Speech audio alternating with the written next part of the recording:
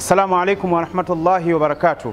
Wa alaikum salam wa rahmatullahi wa barakatuh. Watazamaji wapendwa wa Africa TV pamoja na Mahasin TV ambao hivi sasa mtakuwa mnatuangalia popote pale duniani.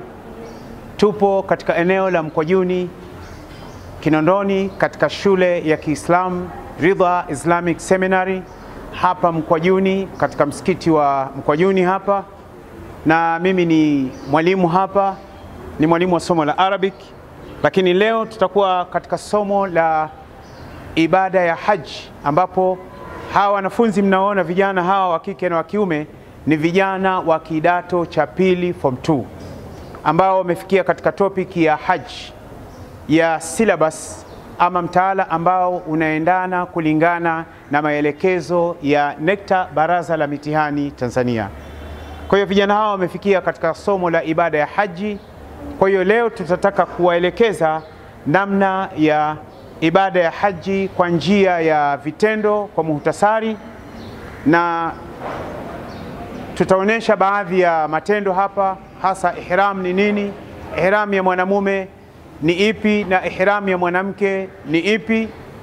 Tutaonyesha hapa, tukiwa lengo letu ni kufikisha ujumbe huu kupitia shule hii ya Kiislamu ambayo tunawaandaa vijana wa Kiislamu kuanzia form 1 mpaka form 6 hapa katika shule ya Ridha, katika kuwalea malezi anayoyataka Mwenyezi Mungu Subhanahu wa Ta'ala, kiasi ambacho tutakachokuwa tumejaliwa, lakini na wazazi nao waweze kufunga mkanda majumbani kuweza kuwasimamia watoto yale ambayo wanayofundishwa hapa shuleni.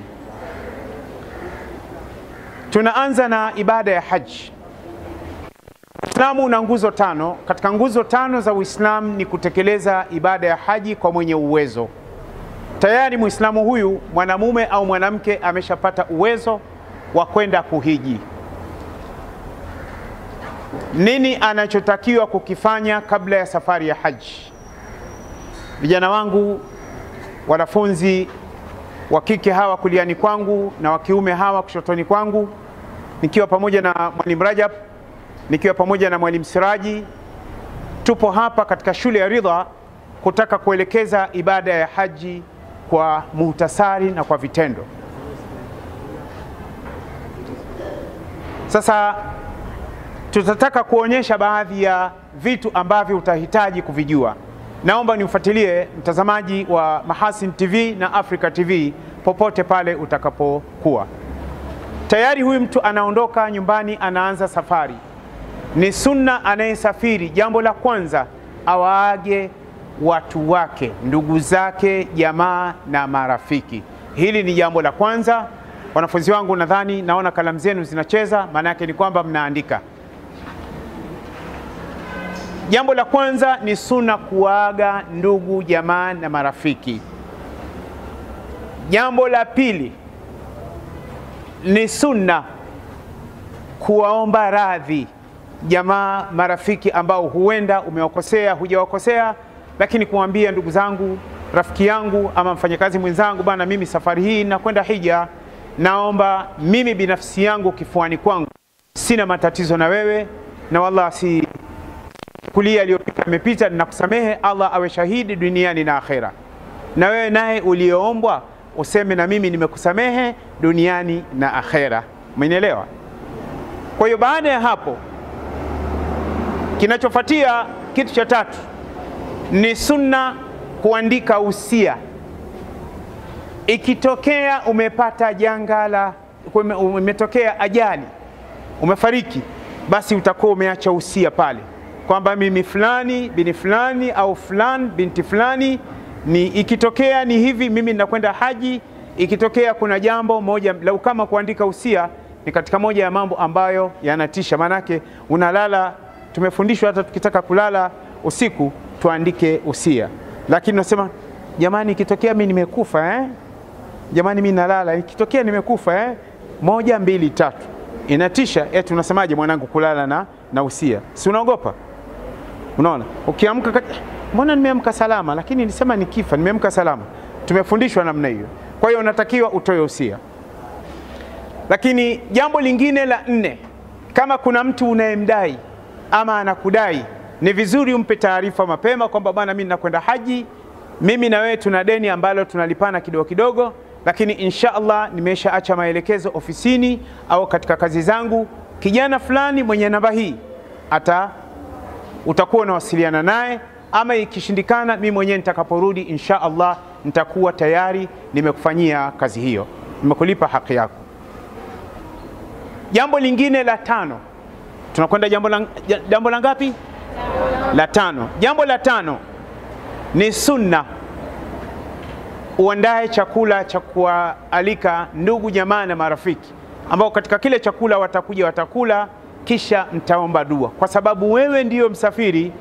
Dua ya msafiri inatakiwa wewe ndiye utakaowaombea dua, sababu Mtume anasema sallallahu alayhi wasallam, thalathatun la yuraddu duauhum, watu wa aina 3 dua zao Allah hazikatai. Miongoni mwao ni nani? Ni msafiri.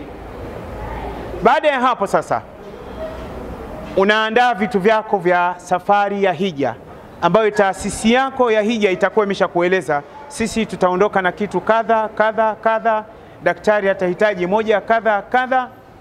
Jambo la 6, ile taasisi unayokwenda nayo watakuwa wana daktari wao.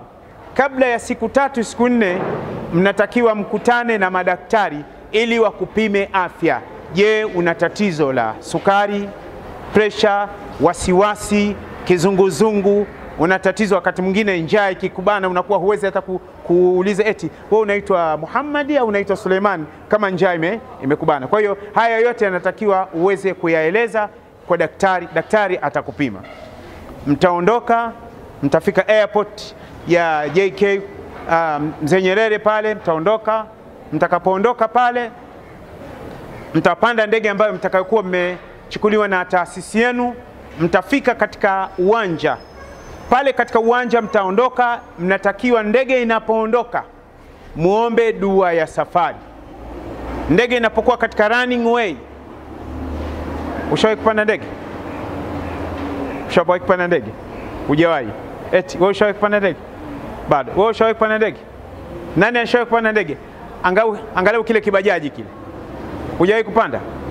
Kwa hiyo ndege kuna wakati inapokuwa katika running way huwa wanatangaza kwamba sasa ndege inaanza safari.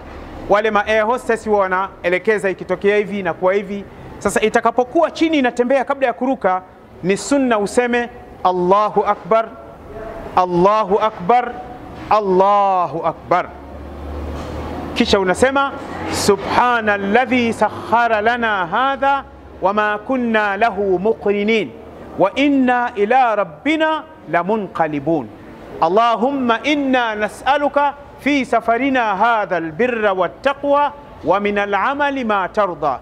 Allahumma hawwin alaina safarana hadha watwi anna bu'da. Dua hii tutaiandika kwa maandishi, halafu mtaiandika. Utakapoambiwa andika dua ya safari, lazima dua hii uwe umeikrem, kwa sababu Muislamu anatakiwa anaposafiri dua hii aiombe. Utakapotoka nyumbani sasa, samani niliwahi kwenda airport, utakapotoka nyumbani ni sunna, ni safari si safari. Waislamu tumefundishwa unapotoka nyumbani useme bismillahi tawakkaltu ala Allahi la hawla wala quwwata illa billah. Allahumma inni a'udhu bika an adilla au udalla au azilla au uzalla au adlima au udhlama au ajhala au yujhala alayya. Mtume anatuambia sallallahu alayhi wasallam, ukiomba dua hii wakati wa kutoka nyumbani, ukitoka barabarani, wale mashaitan wa barabarani ambao wewe huwaoni, wakiwemo majini, wakikuona wanaambizana, jamani mpisheni huyo jamaa apite, ameshapewa ulinzi na Mungu, hawezekani. Kwa hiyo hii ni dua ambayo unasafiri, husafiri, hata ukiwa unatoka kwenda dukani ni sunna kuiomba dua hii.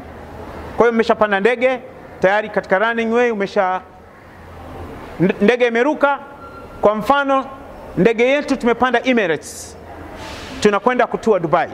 Tutakapofika Dubai tutaanzia Maka, ina maana tutakapofika Dubai, taratibu zile za passport, kuangalia ticket, kuangalia covid, sawa, tutamaliza, tutakwenda sehemu ya ya kubadilishia nguo. Utakapofika sehemu ya kubadilishia nguo, akina mama nyinyi mtakwenda sehemu yenu ya kubadilishia nguo, sehemu ya washroom, na akina baba mnakwenda sehemu ya washroom. Tutakapokuwa tumefika pale, mambo yafuatayo yazingatie. A, passport. Jambo la kwanza, passport uwe makini nayo. Jambo la pili, pesa ya matumizi yako uwe nayo, uwe na makini nayo, kwa sababu ukipoteza pesa, hata ukiulizwa what is your name, I don't know my name. My name? What do you mean? What's your name? I don't know. Manake hela zinavuruga. Si unajua hela inavuruga? Si unajua hata na nyinyi mkipewa hela za kuja kutumia hapa nyumbani, shule hapa, ukifika ukipoteza, mara ngapi tunaona unalia, mwalimu nimepoteza hela yangu. Umeipoteza? Sijui nimeipoteza wapi, sijui nimeipoteza wapi, unalia tu. Basi kaa kimya. Sasa mimi nitakula nini sasa wakati wa break? Sina maji, sina juisi. Kwa hiyo jambo la kwanza tumesema uwe makini na nini? Passport. Jambo la pili uwe makini na nini? Na pesa. Jambo la tatu uwe makini na tiketi yako. Uwe makini na tiketi yako. Sawa? Baada utakapokuwa uko kule chooni, mwanamume unatakiwa uvae ihram. Mwanamume utavua nguo zote, unabakia kichele. Mwanamume anavua nguo zote, anabakia kichele. Shati au suruali, kanzu, siji boxer nini, anabakia kule chooni. Alafu mwanamke yeye ihrami yake, kwa mfano kama hawa dada zenu mnaona hawa, kwa mfano huyu nikiondoka naye sasa hivi kwenda kufanya naye haji ama umra, huyu hahitaji tena vazi lingine, kwa sababu hili vazi lake tayari nini? Ni ihram. Tofauti nyie na mimi mwalimu wenu, lazima tuvue nguo zote. Na tutakapovua nguo zote, sasa inabidi unavaa ihram. Ihram ni nini? Ihram ni nini? Mr. John Cena njoo hapa. Kwa hiyo mnaona ihram ni nini? Ihram ni shuka mbili nyeupe ambazo anazovaa mwanamume atakapokuwa anavaa ihram. Ni shuka mbili. Sasa tayari mwanamume nimeshavua nguo zangu zote, nipo washroom, naanza kuvaa nguo ya chini namna hii. Niangalie ninavyoanza. Nguo ya chini naivaa hapa, navaa namna hii. Nimeshavua nguo zote, nipo chooni kichele kama nilivyozaliwa na mama. Unajua? Utakapokuwa, sogea huko Mr. John Cena, utakapokuwa tayari sasa hii miguu kwa mwanamume, mnaona? Niangalie. Ni vizuri upanue miguu namna hii. Logic yake ama hikma yake au sababu yake ni nini? Nitawaelezeni. Unaanza, mnaona nilivyoshika? Sawa, mnaona? Alafu nitamuomba mwanafunzi mmoja aje avae hivi. Unaileta hii ya kwanza hapa.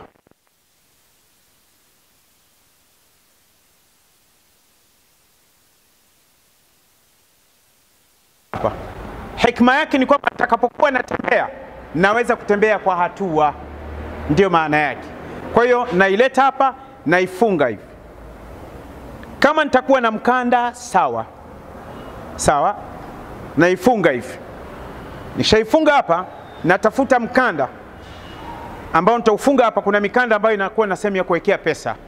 Nitawekea pasipoti yangu na tiketi yangu. Hapa tayari vazi la ihram la chini nimeshavaa. Mmenielewa? Tayari? Haya. Nakuja vazi la pili ambalo ni la juu.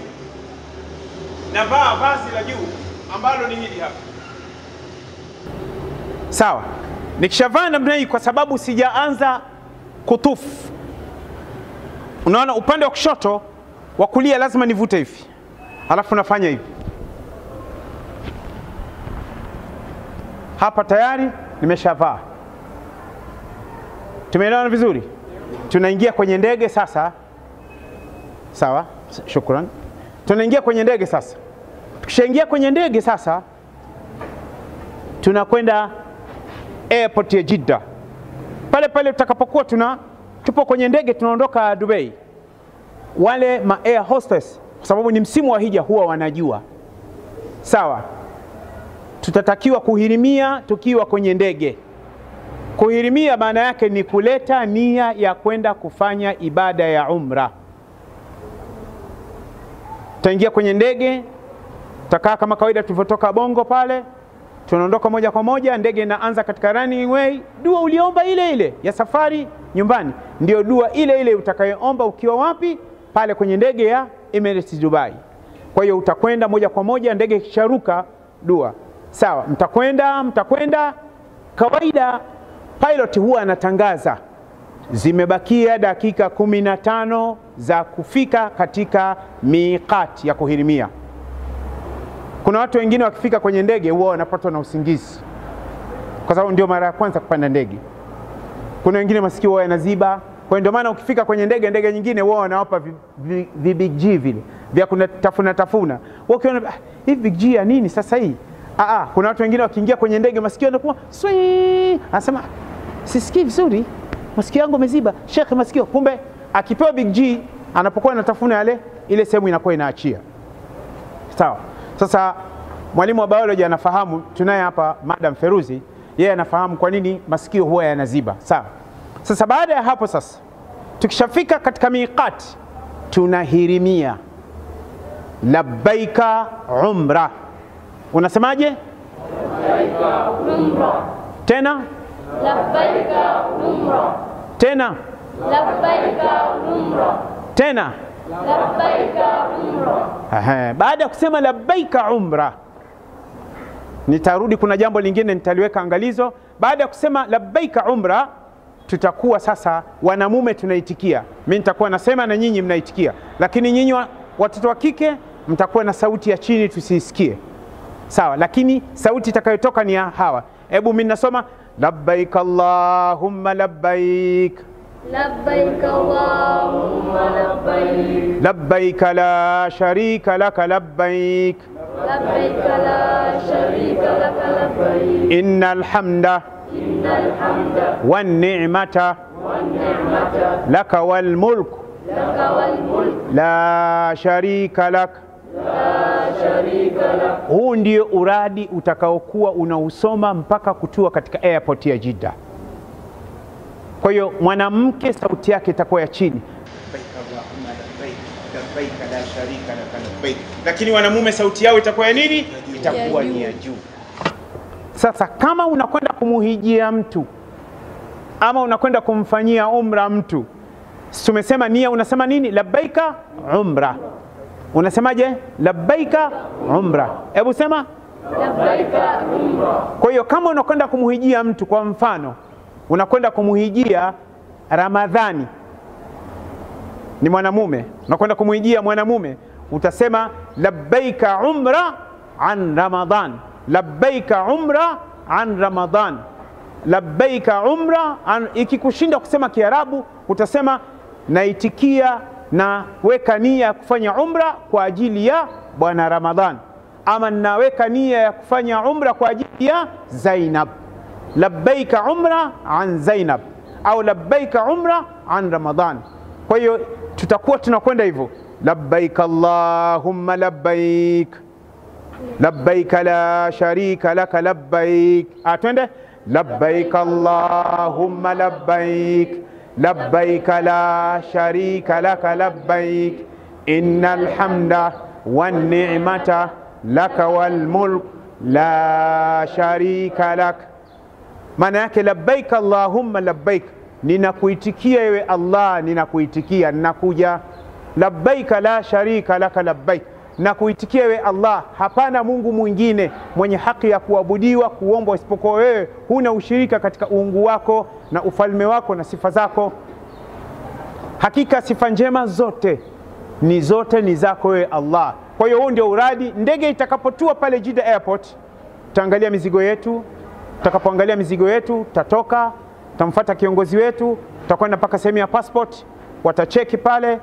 Tutakwenda kwenye sehemu ya COVID, wataangalia, tutatoka, tutakwenda kuangalia mabegi yetu ambayo yaliyokwenda chini. Sawa?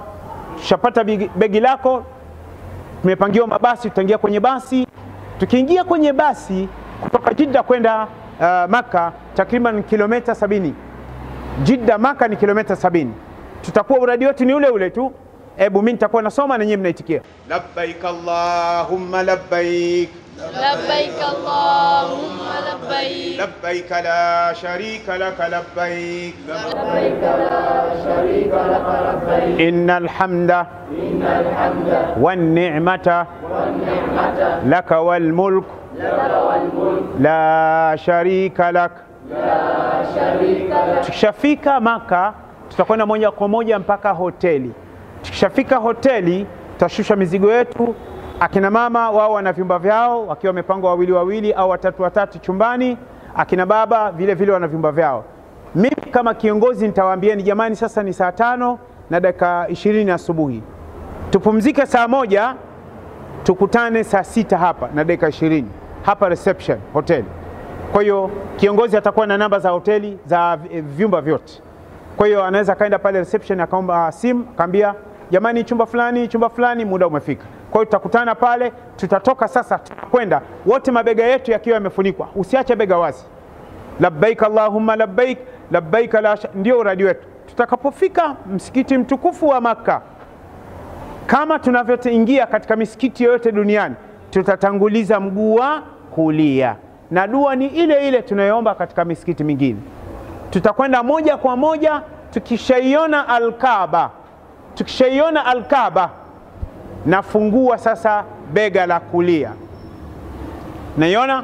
Nafungua sasa bega langu la kulia linabakia wazi. Nafanya hivi. Sawa? Kwa hapo tunaanza tawafu. Tushaanza tawafu sasa. Ina maana sasa tunakuja hapa katika kutufu. Tunakuja hapa kwenye Hajarul Aswad. Hajarul Aswad tunakuja. Nasema tukishafika tunasema bismillahi Allahu akbar. Mahujaji wote tunasema bismillahi Allahu akbar. Wakati wa kutufu unasemaje? Bismillahi Allahu akbar. Wakati wa kuanza tawafu unasemaje? Bismillahi Allahu akbar. Kuna wengine ukifika pale huwa wanafanya mikono hivi, wengine huwa wanafanya hivi, wengine huwa wanaisalimia Al-Kaaba. Hayo ni mambo yao, lakini kikubwa ni kufanya nini? Kunyosha mkono. Kama hakuna msongamano, unaweza ukasogea kwenye Hajarul Aswad ukaenda ukalibusu. Lakini kama kuna msongamano, kwa mfano hivi sasa Hajarul Aswad tangu 2020 wakati wa corona mpaka leo Al-Kaaba haijaguswa. Kwa hiyo tutaanza bismillahi Allahu akbar. Tutaanza hapa. Tutakuwa omba dua yoyote wakati wa tawafu. Kwa hiyo tutazunguka Al-Kaaba mizunguko 7. Al-Kaaba tutaitufu mara ngapi? 7. Al-Kaaba tunatufu mara ngapi? 7. Narudia tena. Al-Kaaba, nyewe mabinti, Al-Kaaba tunatufu mara ngapi? 7. Wavulana, Al-Kaaba mara ngapi? 7. Kila tukifika hapa tunasema bismillahi Allahu akbar. Tulipoanzia ndipo tunapomalizia. Sawa? Tukifika katika rukunul yamani, tukifika tunasema rabbana atina fid dunya hasana wa fil akhirati hasana wa qina adhaban nar. Tukifika rukunul yamani tunasoma dua gani? Rabbana atina fid dunya hasana wa fil akhirati hasana wa qina adhaban nar. Tukifika rukunul yamani tunasoma aya gani? Rabbana atina fid dunya hasana wa fil akhirati hasana wa qina adhaban nar. Narudia tena. Tukifika rukunul yamani tunasoma aya gani? Rabbana atina fid dunya hasana wa fil akhirati hasana wa qina adhaban. Kwa hiyo nikifika hapa tunakuja hapa nasema bismillahi Allahu akbar. Kwa hiyo tutazunguka mara 7. Tukishazunguka mara 7 hapa, tutatafuta pahala pa pembeni kwenda kuswali rakaa 2. Tutakaa mbali ni kutokana na msongamano. Tuwape nafasi watu. Baada ya tawafu tutaswali rakaa ngapi? 2. Baada ya tawafu tutaswali rakaa ngapi? 2. Baada ya tawafu tutaswali rakaa ngapi? 2. Baada ya tawafu tutaswali rakaa ngapi? 2. Rakaa ya kwanza alhamdu na qul ya ayyuhal kafirun. Rakaa ya kwanza unasoma nini? Alhamdu na qul. Rakaa ya kwanza unasoma alhamdu na qul. Pingizi, unanielewa? Rakaa ya kwanza unasoma alhamdu na nini? qul ya ayyuhal kafirun. Raka ya pili unasoma alhamdu na qul huwallahu. Raka ya kwanza unasoma alhamdu na nini? Qul ya ayyuhal kafirun. Raka ya pili unasoma alhamdu na nini? Qul huwallahu ahad. Ukimaliza unakata yatu, shakata yatu, kwa sababu Al-Kaaba iko mbele yako. Nyanyua mikono yako, muombe Allah sana unachotaka. Ukimaliza hapo tunakunywa maji ya Zamzam. Tutakapokuwa tunakunywa maji ya Zamzam, ni sunna tukae chini tuelekee Al-Kaaba. Kabla ya kunywa maji ya Zamzam unaweka nia. Mtume anasema sallallahu alaihi wasallam, ma'u Zamzam lima shuriba lahu. Maji ya Zamzam yanafanya kazi kwa nia iliyowekewa. Tukishatoka hapo sasa tunakwenda Safa na Marwa. Sawa? Nimeshamaliza tawafu, ina maana hii ihram yangu nafunika bega langu tena. Ikitokea muda wa sala umetukuta, bado tunatufu, nitatakiwa nifunike bega, kwa sababu Mtume ametukataza sallallahu alaihi wasallam kuswali na mabega wazi. Tumeelewana vizuri? Sawa. Kwa hiyo hii ndio ihram ya nani? Hii ni ihram ya nani? Ya mwanaume. Sawa. Shatoka hapo sasa, tukiwa na ihramu hii tunakwenda katika Safa na Marwa. Tunakwenda katika Safa na Marwa, ambapo tutakuwa tumevaa nguo hizi. Tutakwenda Safa na Marwa. Tutakapofika Safa tutaelekea Al-Kaaba, tutasoma aya inna Safa wal Marwata, na mahujaji tutakuwa naitikia min sha'airillah faman hajja albayta aw i'tamara fala junaha alayhi an yatawafa bihima waman tatawwa khairan wa inna Allaha shakirun alim. Tukitoka Safa mpaka katikati ya Safa kuna green light tutazikuta pale. Wanamume tutakimbia, wanawake watatembea taratibu mpaka green light ya pili.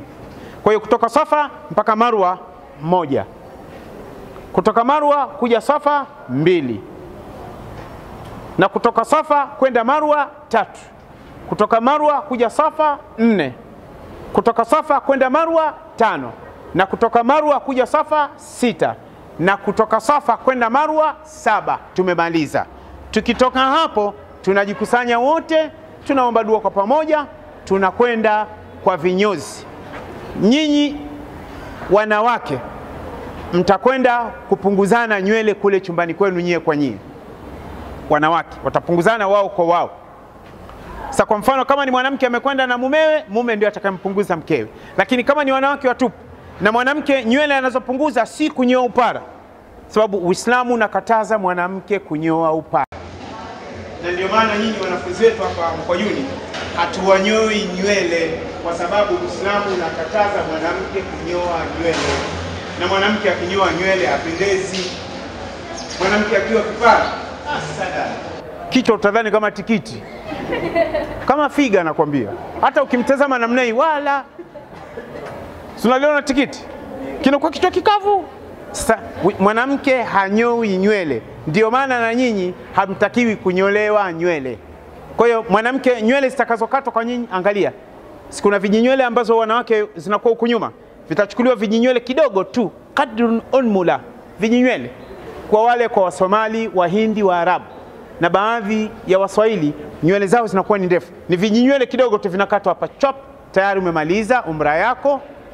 Baada ya kumaliza, kwa sisi wanamume tuna choice mbili, tapunguza ama tanyoa upara. Tukishanyoa na kupunguza, tunarudi katika mambo yetu ambayo tulikuwa tumeharamishiwa, kwa sababu ukishaingia katika ihram mambo yafuatayo ni haramu kuyafanya.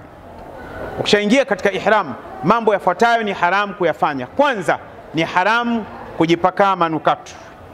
Ndio maana mnaiona hii, hebu inuse, inatoa harufu gani?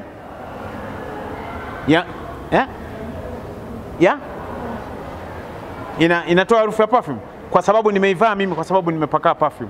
Lakini inatakiwa itoe harufu ya nini? Ya sanda. Kwa sababu ikitokea umekufa wakati unazo hizi, unazikwa katika hizi ndio sanda yako. Sawa? Kwa hiyo jambo la kwanza, isiwe imepakawa nini? Usiwe imepakawa perfume, na yule mwenye kuhirimia asiwe amejipaka perfume, ima ni miski ama aludi yoyote ile. Jambo la pili, ni haram kukata kucha. Jambo la tatu, ni haram kuondoa unywele wa aina yoyote. Unywele wa aina yoyote. Sawa? Unywele wa aina yoyote.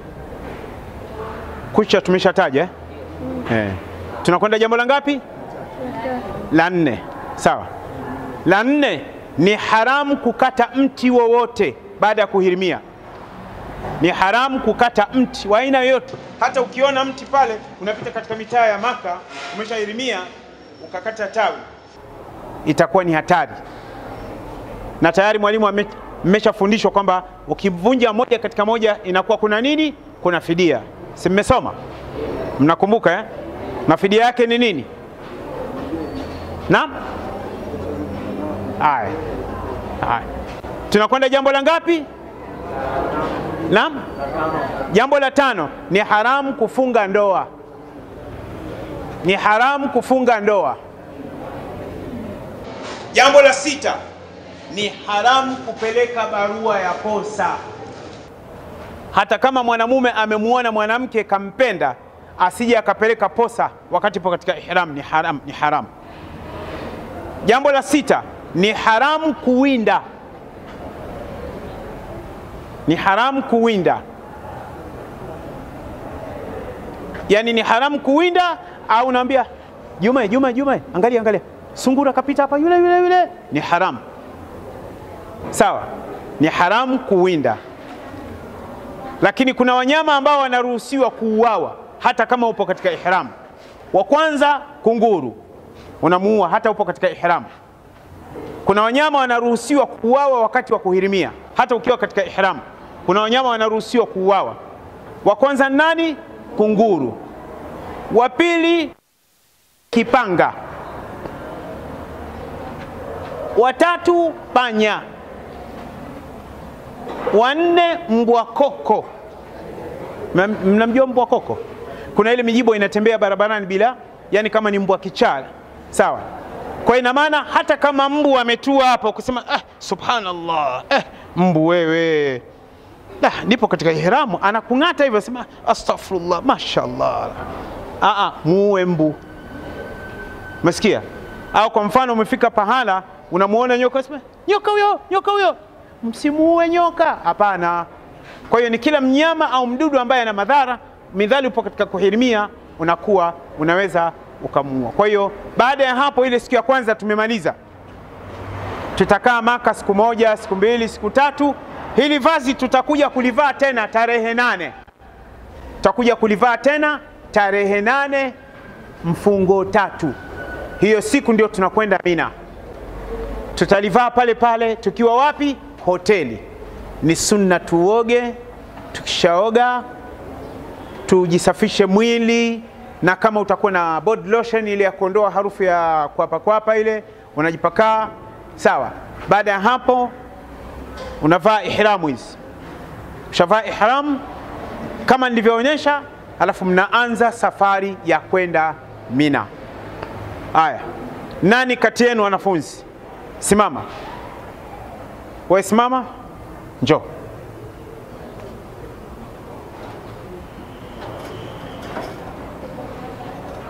Na wewe simama. Njoo. Changamka basi mwanangu. Mnaona, angalieni. Hili ni vazi, ni ihram kwa wanawake. Hawa hawahitaji kuvaa shuka hizi. Akivaa mwenyewe kajitandia tu kwa raha zake. Sawa? Lakini huyu tayari, kwa mfano hapa nikiwaambia twenzetu airport, tunapanda ndege tunakwenda kufanya haji. Sawa? Aya. Simama wewe. Changamka Mwarabu. John Cena njoo hapa. Naona hawa hawajavaa ihram. Hawajavaa ihram. Hawa tayari hii ni vazi lao la ihram. Labda hawa tutawaambia wabadilishe, kama watakuwa hizi nguo zao wamepaka manukato au perfume. Umeelewa? Kama umepaka hapa, nguo ile ambayo imefuliwa leo, imepigwa pasi, ukinusa bado inanuka harufu ya kitambaa kama kwa mchele yake. hapo ndio utakuwa umefanya nini. Lakini kama haina nini, basi haina tatizo, kakaeni. Sawa. Sasa haya, John Cena, hebu waonyeshe watu ihramu inavaliwa vipi. Njoo hapa Mwarabu, kaa hapa. Chukua ihramu ya kwanza. Haya, onyesha. Mnamwona eh? Ina maana unavaa hivyo, baada ya kuwa nguo zote umefanya nini? Umevua mpaka boxer au vipi? Angalia upande wako kushoto kwanza. Ivute. Unakumbuka nilivuta upande gani? Haya, vuta.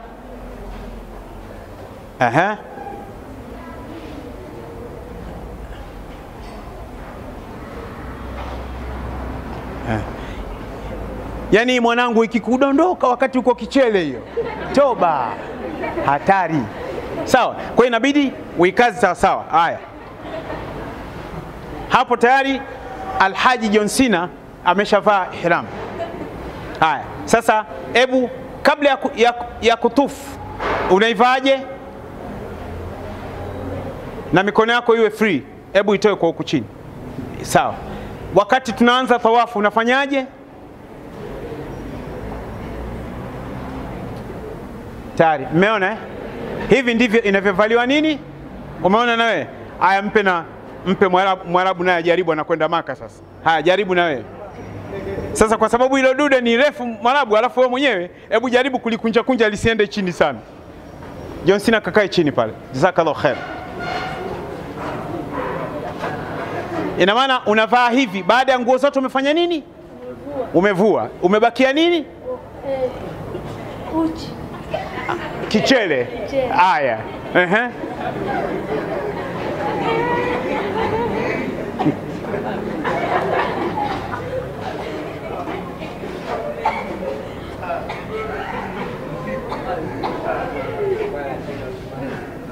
Mwarabu itadondoka, unajua ulivyoifunga hii inadondoka hii.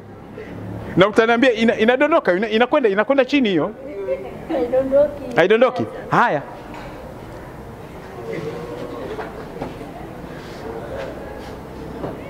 Kabla ya kutufu. Na tunapoanza kutufu sasa, ihram tunafanyaje? Tamam. Tumeelewana vizuri eh? Kwa hiyo wote tumeshajua namna ya kuvaa ihram. Sawa? Haya, kwa hiyo hii ndio ihram kwa mwanamume. Na hivi ndivyo onyesha dada zenu hapa, ndio nini ihram kwa mwanamke. Any question? Maaka ayi swali? Ulisema kwamba mnyama anaruhusiwa kuuliwa ni ule anaoleta madhara. Kunguru ana madhara gani? Sema mnyama anayeruhusiwa kuuawa ni mnyama ambaye ana madhara. Kunguru ana madhara gani? Sote tunamjua kama kunguru ana kero. Unamjua kunguru ana kero? Kunguru anaweza kukusubiri unapokwenda mbali akakupiga kinyesi kichwani. Kunguru anaweza kukusubiri unakula akachomoa chips. Ama kwenye sahani la chakula akamwaga pale pale.